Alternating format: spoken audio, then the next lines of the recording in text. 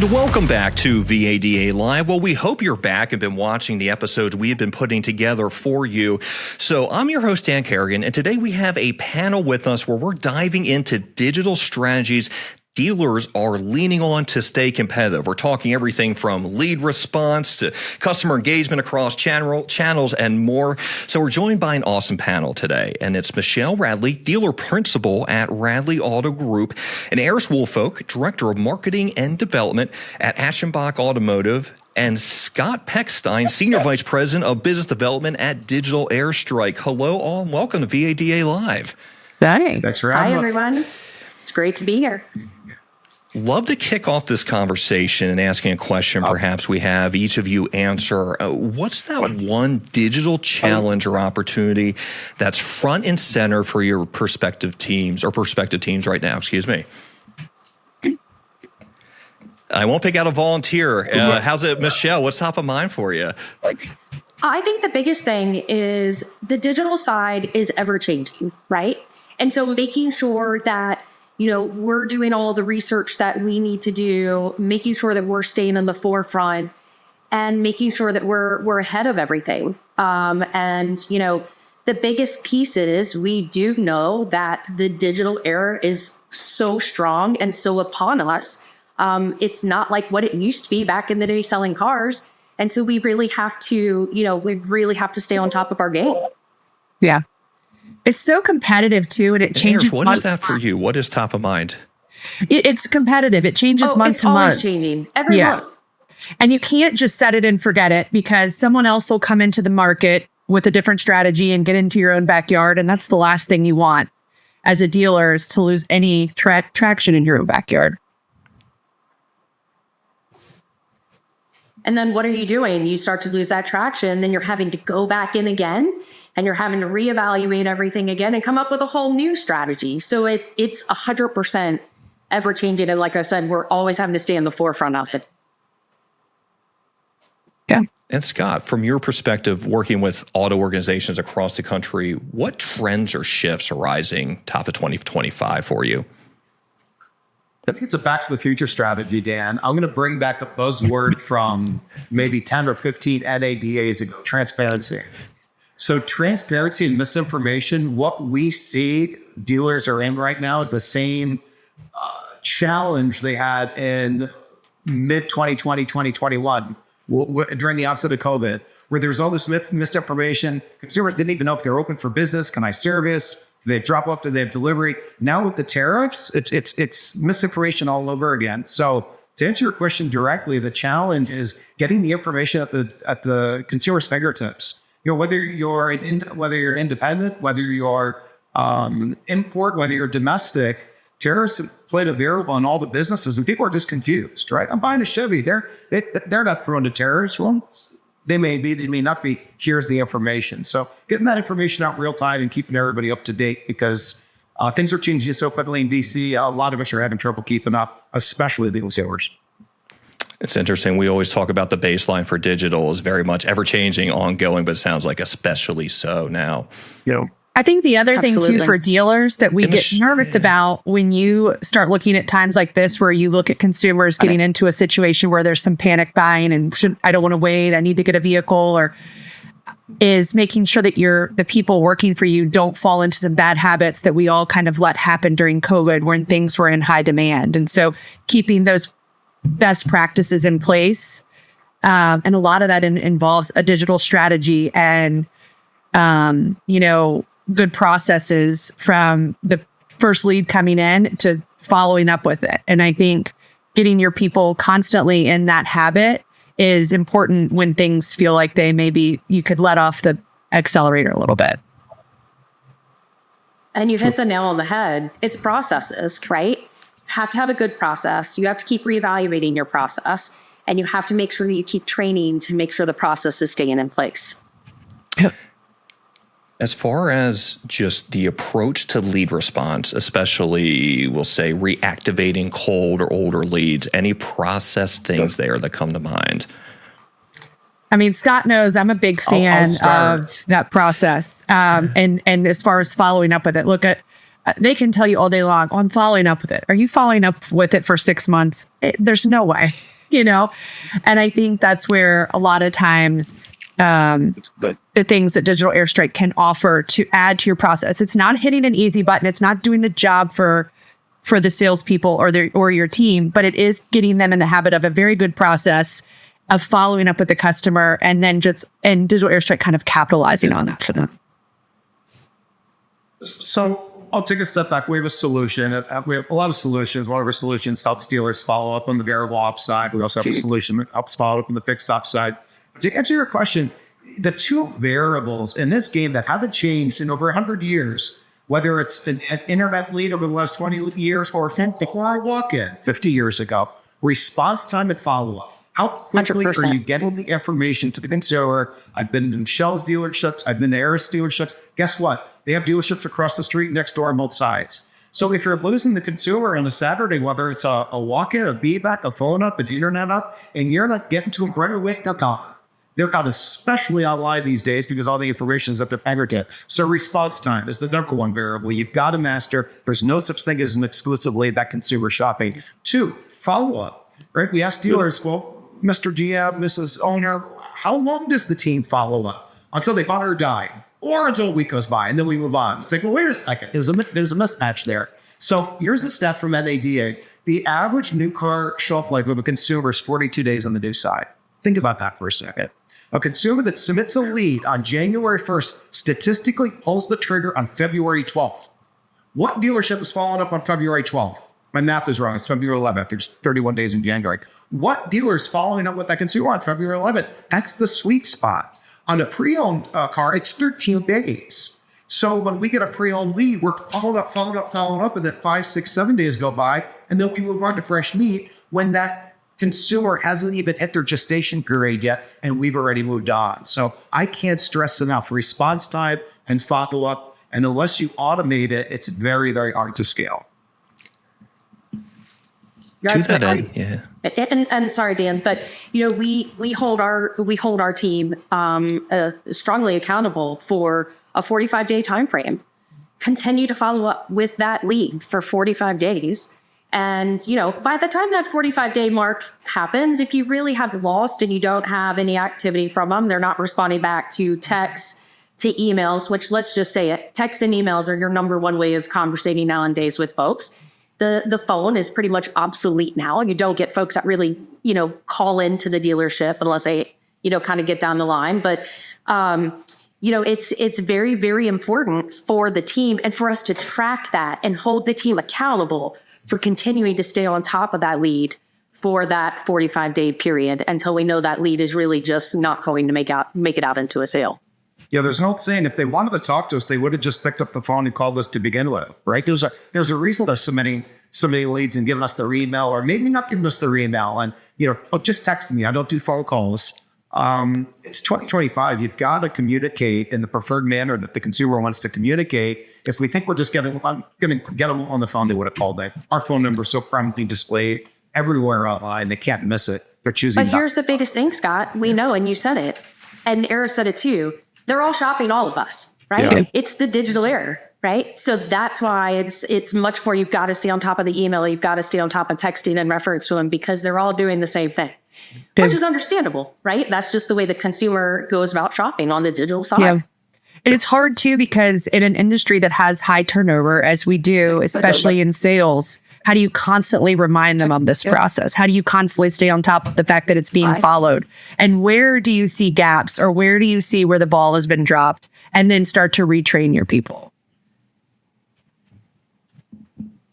Aris, that's a fantastic point. We actually had a member of NADA Academy on recently talking about how turnover can factor processes. Yeah. And this all tracks, but I'd love to ask that question. Yeah. Where do you think this falls short in dealerships too? So having this process, these are important to remember, but sometimes it's tough to overcome. What do you think that's one thing that should be in the back of a dealer's mind who wants to concentrate on these things and improve? Where do they often fall short, or where have teams fall short in your experiences?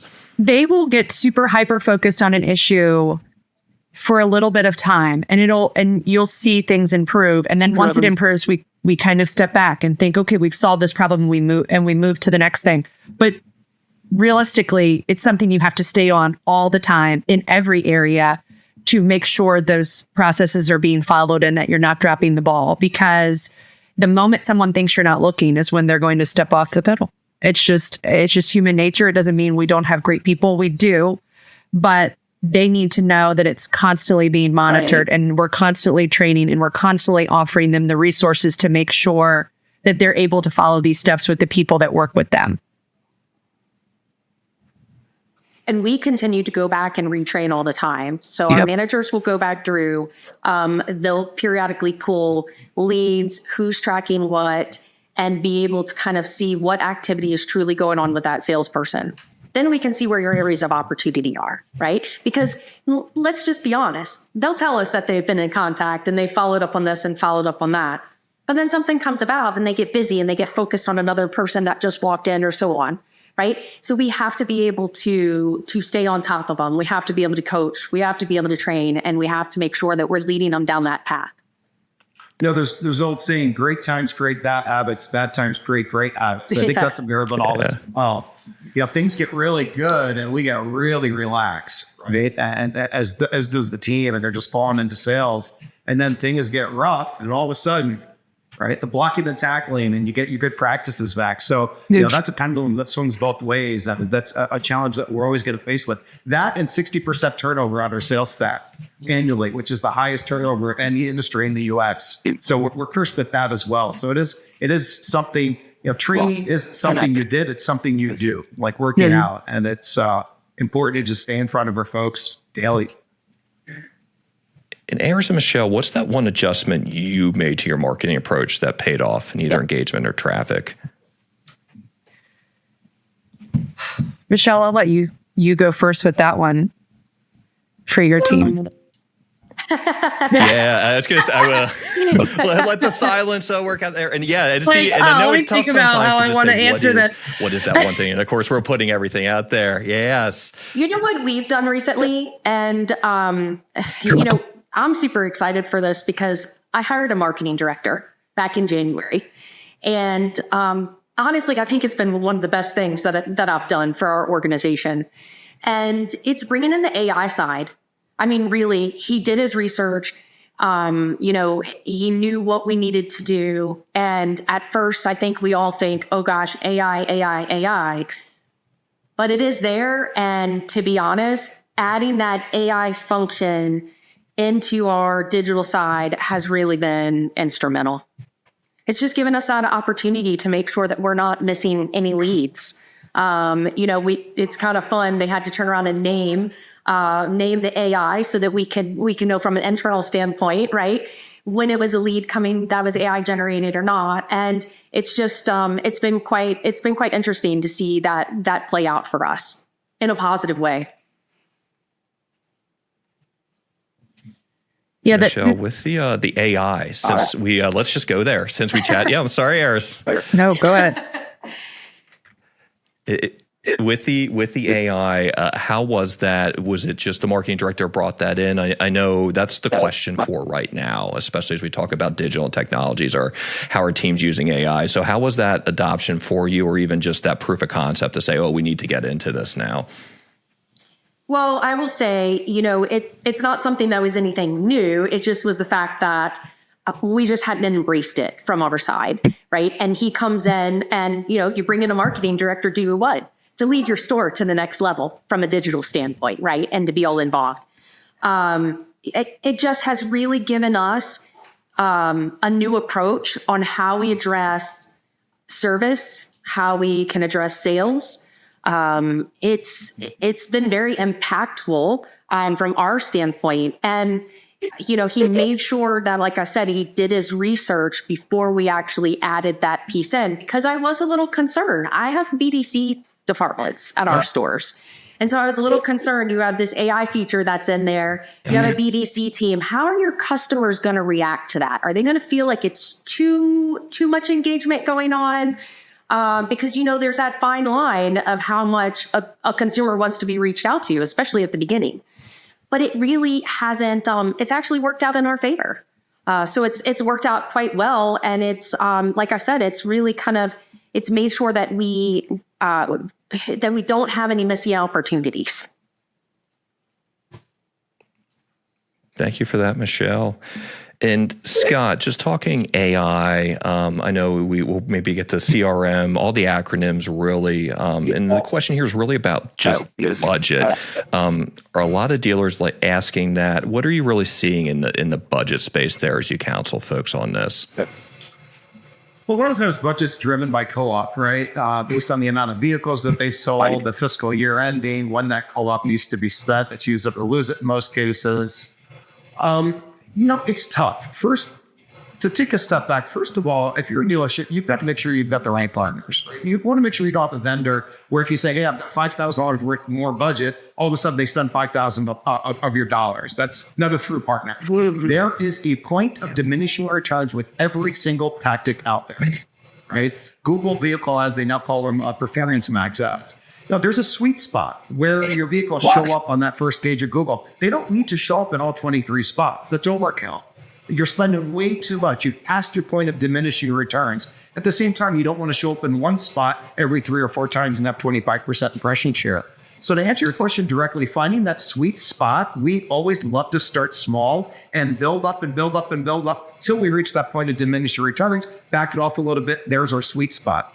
Versus, again, you call the vendor, I've got $20,000 to spend. Great, I'll send you a proposal for $20,000. Huge red flag. They're starting off at 20 grand. Your sweet spot may very well be 5,500. It's going to take you 6 months of decreases in order to get there. So just be careful. There's no advertising tactic in the world where you can just keep dumping more and more and more money in there. Along I-95, I know it's not far from both the dealerships. 3 or 4 billboards every 20, 30 miles is probably sufficient. You don't need one at every mall park. It's just another example. Let's piggyback off of that, Scott, because it's so true. Sorry, Aris. If you have an open checkbook of what you want to, what you're going to spend, the vendors will certainly spend your money, no problem at all. Yep. One of the things that we make sure we do is reevaluate our vendors that we're using, reevaluate the dollars that are being spent, reevaluate to make sure that the closing ratio there, the cost is there per the closing ratio, that it's driving the traffic in that we truly need. You have to hold them true to what they're supposed to be providing to you. And the key word is partnership. They should be a partner with us, not just coming in, taking our money and just kind of letting it go. So it's really important from the dealer side to manage that partnership. Yeah. Agreed.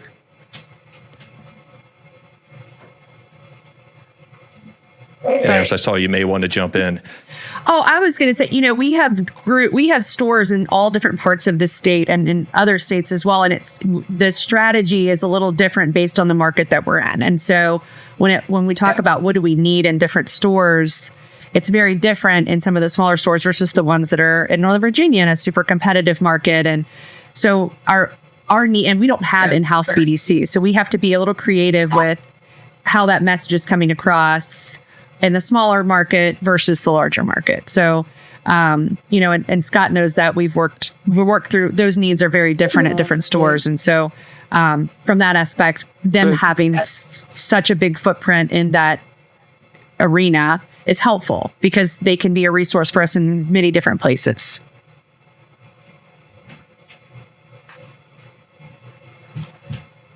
Thank you, Aris. And Scott, without naming names, we love examples at VADA Live. We try to put them into the segment. Can you walk us through any dealer success stories? We know that's beneficial, just either with these efforts, and we're talking reactivation, engagement, improved lead handling, anything that comes to mind. It's like a case study of sorts, which I know Diaz puts out there to be worth sharing with the team. Yeah, without naming names, we have a recent case study for a large dealer group out of Indiana. We make up for 38% of their internet sales on average. Now, their internet makes up for the majority of the sales from the dealership, over 50% every month, of which we make up for over 38% based on one solution and one solution alone, which is an AI response and an AI follow-up. It follows up with the consumer for 180 days. Michelle and Aris are both familiar with that solution. But let's name names. Let me challenge the script here. Let's go for it. I won't name the stores, but Aris has a few stores on with us. I've got some stats in front of me. The Buick GMC point, we ran some year-to-date numbers last night, and more than 74 sales for more than $90,000 of front and back end gross, and 260 ROs for $95,000 was a result of the ongoing care and feeding, these text messages that we're sending out, these emails that we're sending out. We've really embraced AI as of late, and we have automated videos that says, hey, Dan, that 2024 Silverado you've got, it's got a recall at no cost to you. Come bring it in. We've got availability and we have the part available. And that's very, very near and dear to you. They're calling you out by name. They're calling your vehicle out. Even though you know it's not a real person, make you think it's a real person. I don't know, depending on the voiceover. It's just direct to you, and that message is coming by way of email and text. So we're seeing open rates and engagement rates through the roof. I've got some other stats for you on Aris' side. She's got a Chevrolet store, similar 53 units sold, over 100,000 front and back end gross with 198 service ROs. And on the another view of GMC store with over 195 serviced RAs. And if we send a communication out, nobody reads it, we'll never say we influenced it. But if they engage and they make an appointment or they call the tracking number, then we're going to say we probably had something to do with it. Again, 295 service ROs for over $100,000. So, we were talking a little bit about, Shelley brought up an excellent point, do's and don'ts. If you can't track it, you can't do it. You really can't. And you should be holding your partners and your vendors accountable. I love it. Every quarter, I don't care how many lunches they take you to, hold them accountable and make sure the data's there and make sure they're paying for themselves. And you should always have a goal, right? Maybe it's 500 per unit sold or being under 400 per unit sold. But you should have a goal and hold all of your vendors accountable every single quarter. Aris, Michelle, I saw you nodding as well to Scott's comments. I guess, Aris, what's it like to hear those stats as a result of just the team and the work from Scott? Well, that's the great thing. I mean, Scott and the team that we work with there meet with us on a regular basis. So we know the success of these products that we're getting with them, which is great. Because for me, we have 10 stores and growing, for the GMs that I answer to, if I can't show results of something's working, they're going to cut it, and so it's nice to be able to go back and follow up with after the calls we've had with Scott and his team to share what's working and what they're getting out of it, and they're happy about it. And for us, a lot of these stores that we have the bulk of our products with are GM stores, because of them being turnkey with General Motors makes it that much easier to kind of do business and partner with them. But, Digital Airstrike does a wonderful job of consistently communicating with us the results and getting on actual phone calls to break it down and see where we need to tweak things or where do we want to look at this. And, I have to say that I've mirrored the other relationships we've had with other vendors to be that way. If I need to meet with you on a regular basis to see what I'm getting out of this and to see where maybe we ramp this up, in December, but we need to dial it back for January and February. And so I think when you don't have those conversations, things can get out of hand, expenses can get out of hand, and you lose a little control of your message that you're sending out to the consumer. And you don't know, you spend all this money and what do I have to show for it? And so I think, that's kind of what we hold everyone that we work with to that same standard. And I think it helps quite a bit. That comes back to the partnership side and accountability. And, I will, not to just continue to shoot on this side, but I will state that Digital Airstrike does a fantastic job with that. I mean, I've never had any issues with having conversations with them, working hand in hand, adjusting, because it changes month to month. And we might see that something's not working and we need to make an adjustment and change it. That's, again, where your partners are to be your partners. They're to work with you to assist you with that. And when it comes to either the data or working and having that partnership, when from just all your sides is a good time to consider switching up strategy? What is the thing? Is it missing that key indicator? Is that just knowing things are off? Is this a partnership thing? When should dealers say, okay, if I'm up and running on this, I'm all in, I may be even working with DAS, but what's that one thing to keep in mind when you're, okay, I know I may want to entertain what's in the back of my mind and switch things up a bit here? I mean, a lot of that depends on what your what's the messaging you're getting from your manufacturer too, and then, relaying that to your partners that this is what we're trying to get out to the consumer. And that changes all the time. I mean, Ford and Stellantis have employee pricing right now. So that message immediately changes when they release things like that. And, I think it's important that with the tariffs coming, we maybe don't have answers, but let's address and share with the consumer that we're going to be here regardless as to which direction it goes in. So I think it's like, it's something that you're evaluating every 30 days constantly, to be relevant and to make sure you're not asleep at the wheel.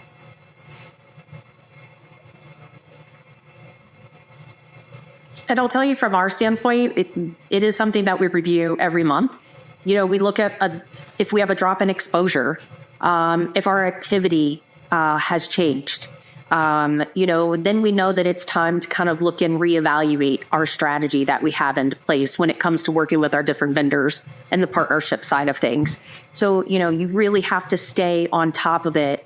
And, it has to make sense. The money that dealers are putting into the different vendors to assist us, it has to make sense, and you have to reevaluate and stay on top of that. Final thoughts from this team. What's the one piece of advice you give another dealer looking to sharpen their digital strategy this year? Don't just look for the easy button. Put together a good team of people and a good strategy. Sorry, Michelle. That's okay. I look at it from a consistency across all digital platforms. Your consumer wants to see consistency there. You don't want to have mixed messages, whether it's from social media, whether it's from your different vendors that you're using it, whether it's from your website. You want to make sure that you have a consistent message across the board. And I think it's very important to take that time to make sure that you have that process in place. Yeah, I've got two things, and just worth reiterating. Aris brought it up. If you can't track it, don't do it. And then also a common theme that you've heard over the last 15 minutes, just because it's working in January doesn't necessarily mean it's going to work in March. And that's not your fault. That's market conditions. Well, the dealers didn't need to advertise. We proactively pulled new car advertising from our clients 45 days ago. Why? Because the cars are selling themselves. These rumors of tariffs were coming by, and they didn't have enough salespeople to keep up with all the pressure coming in. But in the back of their mind, what did they need to start doing? They needed to start getting ahead of used prices going up. So we took that budget, we moved it to pre-owned acquisition. Or Michelle alluded to it earlier. Sometimes we'll just table revenue. We just say, hey, it's a funky time. Save the if it's on the GM side, save the IMR. Save the call. We'll probably need it later this summer when it cools off from this the cyclical sales that we see come down September, October, and November are always challenging months. So again, choosing a partner to stick with a partner that's going to have your back, even when they're not making as much money as they made the preceding month. It's a marathon. It's not a race. Of my final thoughts. Well, thank you to this panel for joining VADA Live. Scott, appreciate your time. Aris also, and Michelle. We've been talking digital strategies. Hope you've enjoyed this conversation of VADA Live. I'm Dan Carrigan. We'll see you next time.